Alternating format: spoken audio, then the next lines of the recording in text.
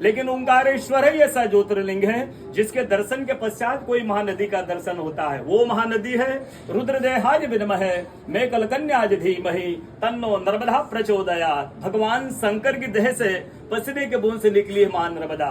भारतवर्ष में जितनी नदियां हैं सब उत्तर दक्षिण दक्षिण उत्तर की ओर बहती है, लेकिन मां नर्मदा उदय से अस्त की ओर बहती है, पूर्व से पश्चिम की ओर बहती है। सब नदियों में नर्मदा ही नदी ऐसी है जिसके जितने कंकर हैं सब शंकर है।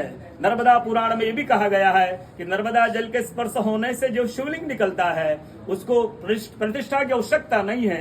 नर्मदा जल स्पर्श होने से वो स्वयं प्रतिष्ठित हो जाते हैं। अयोध्या में राम लला जी की जब स्थापना की गई राम जी की, उस समय 2.5 फीट का नर्मदा का शिवलिंग राम जी के साथ में स्थापित किया गया अयोध्या में।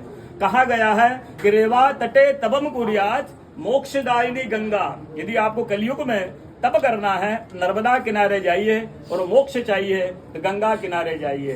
तो संत का एक अनुभव बताता हूँ।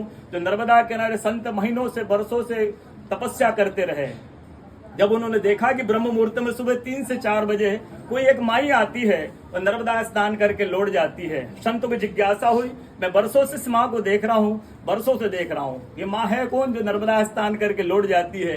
दूसरे दिन जैसे ही संत ने देखा कि माई नर्मदा स्नान करके लौट रही है, संत दौड़ते गए माँ को साष्टांग दंडवत करके पूछते हैं, माँ मैं बरसों से आपको देख रहा हूँ, आप नर्मदा स्नान करके जाती है, माँ अपना परिचय दीजिए। तो माँ अपने परिचय देती है, मैं गंगा हूँ, कलयुग में शुद्धिकरण के लिए नर्मदा स्नान करने के लिए आती हूँ। बोलो गंगा मैया की जय, नर्मदा मैया की जय। आज के कथा के आनंद की जय, भक्त और भगवान की जय। नमः पार्वती